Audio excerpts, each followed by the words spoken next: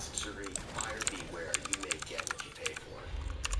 You want to put a boob implant in my head? Basically, that's what we want to do. So on a scale of 1 to 10, where are you at right now? I'm about to freak out.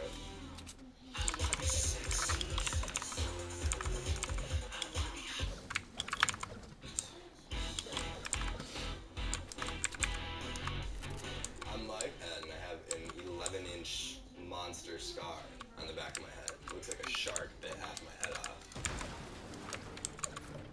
I'm from a small little farm town outside of Detroit, Michigan. You know, dirt roads, farms, most of the people there, they never even leave.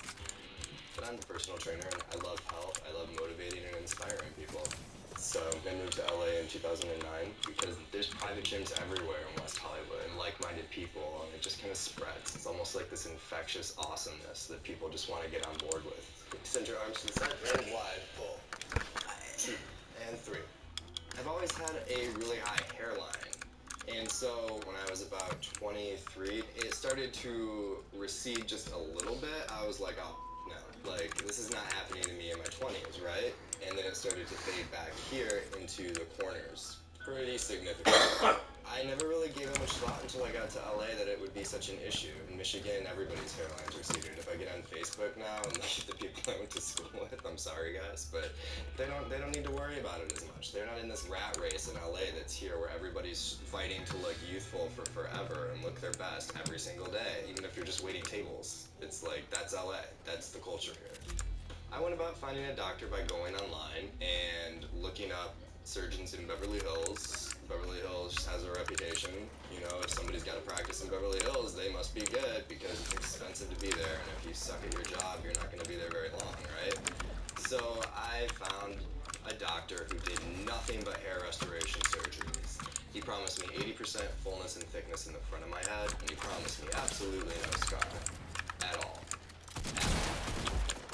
So the morning of the procedure, suddenly, oh, we can't do it in the Beverly Hills office. He moved me all the way out to Encino. It's kind of like what you don't really have an office in Beverly Hills. It's like he was just using that space to do consultations, to get clients, to make it look like he was a Beverly Hills surgeon. The guy before, you know, like he played a lot of like weird games. Like the morning of the surgery, there's no anesthesiologist. I would just take these pills, you'll be fine. And they could feel everything. So it was like, Just lay down.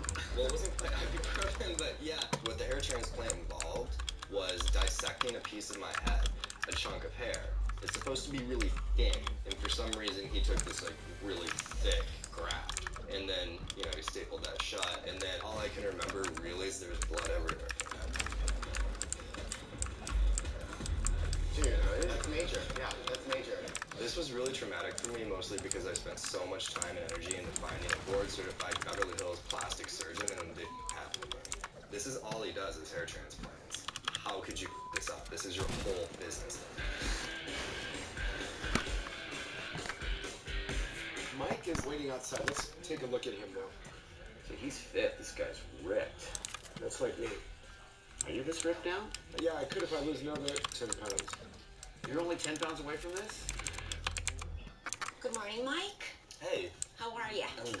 How are you? Janet, pleasure having you in our office. Pretty much within the realm of safety and reason, I would do just about anything to get this scar removed and fixed. Good morning, Dr. Nassau and Dr. Dubrow. Here is Thank Mike. you. Hey, guys. You're welcome. Mike? Thank you. Hi, Dr. Nassau. Nice to meet you. So we're looking at some of your photos. When did you have the transplant? Between 2-3 years ago. How many grafts were there? Over 2,000. I like the hair growth though, man. I like how Yeah, it looks pretty good. So you're most bothered by the scar? Yeah, that's what bothers me the most. It's really visible. The guy that did the surgery told me that he was an expert in scar revision. He promised me no scar. There's a monster scar on the back of my head. And so, did you have any problems at the donor site? He just got some staples in and left him in for a few weeks. But it didn't split open or anything, right? Yeah, but a couple of times. He sent me home with like a bunch of Vicodin and stuff, and I walked into things frequently. Really? So it was like, yeah, like cabinets, trees. So, what do you do for a living? I'm a personal trainer. So your looks are very important. The scar on the back of my head seems to be like a conversation topic. People have no problem walking up to you and being like, so what happened to the back of your head? People walk up to you and just say that right out. Yeah, people What don't happened even to the back of your head? like at the grocery store. Someone Oh, just what walk happened up to you and say that too? Absolutely. And then the worst part is that they usually expect like some sort of horrific story. Sometimes I tell people that I had like a brain surgery and a skateboarding accident. I shark, just random things, whatever I can throw out in the moment. And then when I tell them that I went and got plastic surgery, they're like, oh, you did that to yourself? Then I look like a douche. We need to go examine your skin. Okay. All right, let's go do that. Let's No.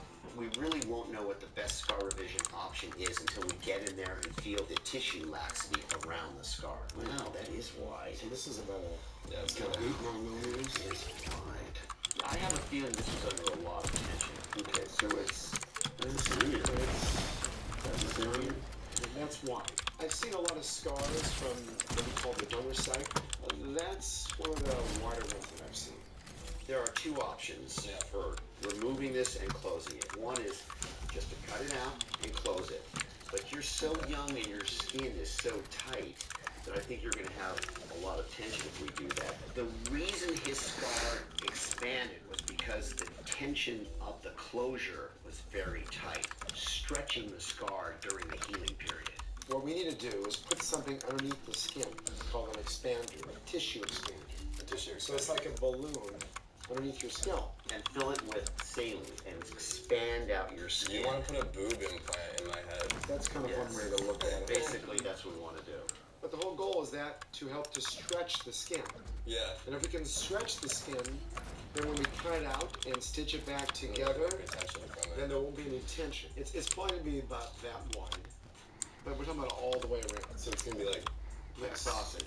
So each time that you come in, by the way, and we put more saline in it to expand it up each day, it hurts a little bit. The problem with tissue expansion is you need to expand it to the point at which you have significant pain. That's how you know it's working. And you need to do that every single day. and the alternative is it just like wouldn't work, or it would be The worse. chances that it wouldn't work are high, and the chances that it could be worse are significant. How much better do you think it would be with the boob implant method Versus none. Now the question is how much better? Right. It could be 50% better, it could be 85% better. But it will not be 100% better. I feel like there's gonna be a lot of really mean nicknames. I'm definitely not going outside or telling any of my friends about this while it's happening. So you're a personal trainer. Yeah, I'm a personal trainer. So let me ask you a question. You look super fit. You look like, what would you do with this guy? Thank you. He's hopeless. That's what I thought. Listen, That's what I've been telling him, right? first of all, I'm working out about 6 days a week. Really? Yeah, I'm actually got into running now. Did my first half marathon. You're running to the dinner table, it looks like to me.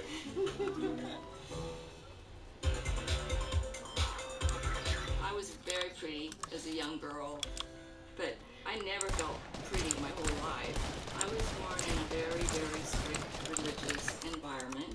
My dad was a preacher of the Seventh-day Adventist denomination. You can't do anything. You can't drink coffee. You can't dance. You have to wear your dresses a certain length. No makeup, no jewelry. It was hard. It was difficult. And as a young child, my only outlet was animals. My dad bought me my first pony when I was 8 years old, and I lived in the barn.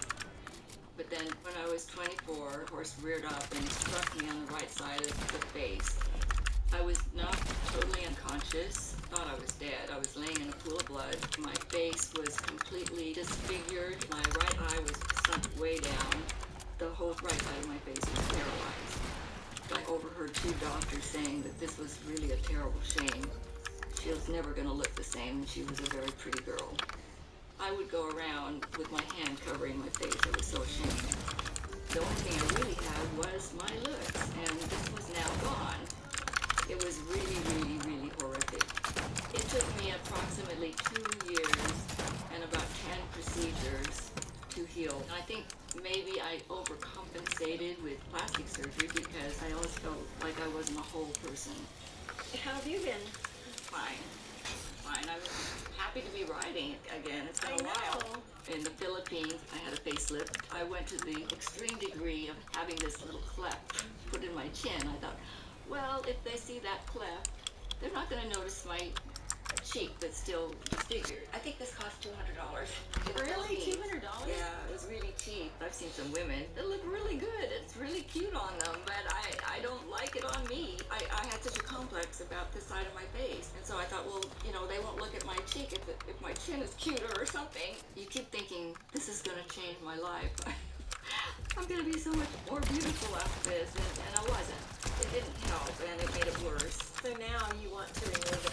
I want to remove it. When I look in the mirror, I'm very hard on myself. I see see that the right eye is not real symmetrical with the left eye. And then I see this sharp, pointy chin that's got a cleft in it, and I just feel like at least if that part of me is improved, it will help enhance everything.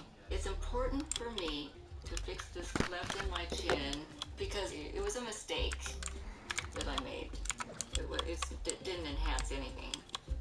And I've just noticed that the prettier you look, the better people treat you. And that's a fact. You want to run, don't you? You want to go fast.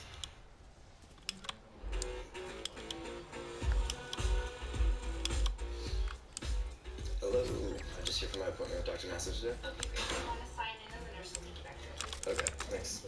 I'm nervous, anxious. I do just kind of want to get it over with. I would like to just jump on that table and cut it up myself and do it if I could right now. I don't even really want to wait. I brought this hat for after the surgery when you pick me up, so I don't hit my head on anything.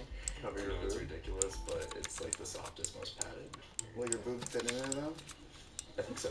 I guess there's always a small chance that something could go wrong and you could die. That's part of any surgery. But if I did, it'd be such a way to go. I mean, with a boob in the back of my head, the plastic surgery office face down on an operating table or a day of drive. So this is what we'll do, guys. Pull and then flip, okay? Maybe I should catch. Let me catch. You be the pitcher, I'll be the catcher. Terry and I are very close, very, very good friends. We get along very well. We communicate very well, but it's rare for us to do something like this. Go. That's it. For Mike's surgery, we're going to create a pocket inside of his scalp, then gently place the temporary expander inside and add some saline. Over the course of a week, we'll add more saline through a port in the expander, and once the scalp is stretched enough, we'll bring Mike back in to remove the temporary implant and cut out the scar. Making a decision right now. There it is, you're there. Dr. Nassif and I complement each other really well. Our training is both in plastic surgery, but in different areas of plastic surgery. So when you bring those specialties together, I think it's pretty unique. This instrument is going to elevate the tissue for us. Right now what I'm doing is separating Mike's scalp tissue from his skull. What's important when you're working in hair-bearing areas like the scalp, you don't want to damage it. And so you want to stay away from the hair follicles. Because if you damage those follicles, then you're going to lose hair in that area. There's 5 layers to the scalp. You want to go between layers 3 and 4. If you go too superficial, it cuts off the blood supply to the scalp and you can lose hair. If you go too deep, the tissue's too thick and you can't expand it very well. Now we're cooking with gas. The good news is we have a pocket creator. You have to be extremely careful how you handle the tissue expander because you're putting it into very small incisions in a wide area of the pocket. So they're easy to pop. Trust me, I do this for a living. Yeah, we're we do with both breaths. implants. All right, so this is actually opened up all the way there. So let's blow it up. With the tissue expander in place, it was time to start filling it up with saline. We just put in 50 cc's of fluid so far. Is there any reason not to put a little bit more in here right now? Could pop. Could pop. We put 170 cc's in the tissue expander, which is about the size of a B cup.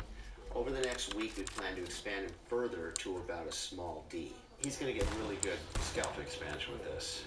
It's perfectly placed. Everything looks really good. I absolutely agree with you. The big challenge with Mike will be how well he'll tolerate the tissue expansion over the next few days in terms of pain, and how he's going to handle socially walking around with a breast implant in his head. Good job.